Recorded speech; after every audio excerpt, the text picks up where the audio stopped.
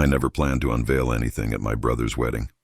For years, I let my family believe I shuffled spreadsheets at a boutique consultancy, while in truth, I built something large in the dark. But Dean's jab that afternoon tipped the balance. The Celestine Grand's ballroom glowed. Chandeliers burned over flowered tables. Waiters skimmed by. I smoothed my simple navy dress, chosen to be invisible and kept near a column. "There you are," my mother said, smile tight. "Why aren't you mingling?" Her eyes skimmed my dress. "Though I suppose there isn't much to tell," I sipped. "Yesterday I chaired a board session that approved the purchase of our fiercest rival." "I'm doing fine, Mom. Work keeps me busy." "Busy isn't success, Nadia." She tipped her chin toward the D's. "Look at your brother, youngest VP in High-On Dynamics, marrying the CEO's daughter. Now that's something." I hid a smile. High-On had been begging for a meeting with Meridian Advisory's chief for months. They didn't know the chief was me. Still hiding in corners, Dean boomed, arriving with his bride. Laya's dress glittered like ice. "Nadia's got her cute little job," she said, laughing. Fifth years collapsed into one heartbeat. Me top of the class. Dean barely passing. Dad's connections opening his first door while I was told to be realistic. A hush moved through the room. Andrew Caton, he and CEO, entered. Dean straightened to greet him until Caton's gaze found me and warmed. "Miss Vale," he called, striding over. I didn't expect to find Meridian CEO at a family event. Silence steadied the room. I felt my locket's cool weight, and for the first time all day, let myself smile. Caton took my hand, respectful. "We've been trying to schedule you," he said, "if Meridian is still open to discussion." Dean's smile froze. "Miss Vale," he echoed. "Nadia." I kept my gaze on Caton. "Congratulations on the wedding, Andrew. As for discussions, tonight isn't the place. Then for the room, but I'm glad we finally met in person." The murmur that followed sounded like surf on marble. My mother's glass trembled. My father stared as if I'd switched languages. Laya tried to chirp. "So you run Meridian. The big one?" The same Caton said. "And we'll step aside now." He inclined his head. "Miss Vale, 5 minutes." We found an anteroom lined with mirrors. I shut the door on the ballroom and its hunger. Caton folded his hands. "High-On's board is ready to deal. I'll stay for transition, but we need Meridian's capital and discipline.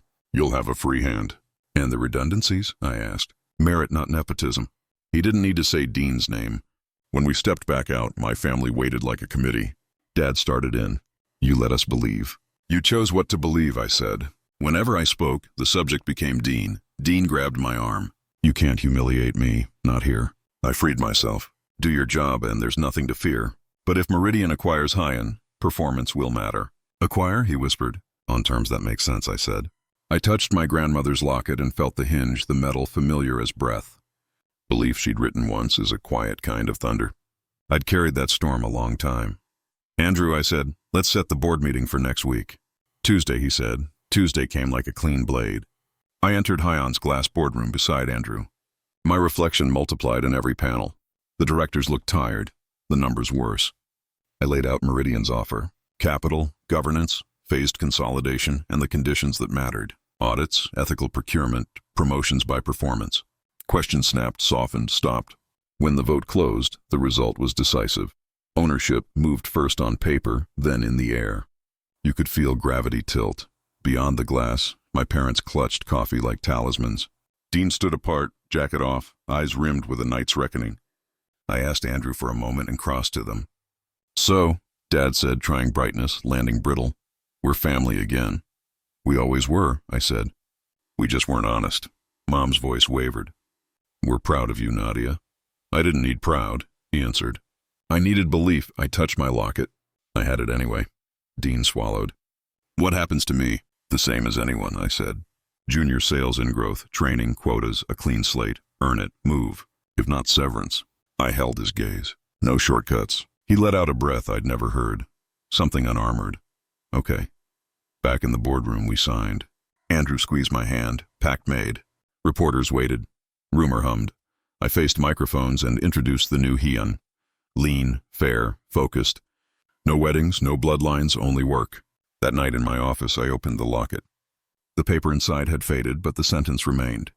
Believe first. The city glowed like circuitry.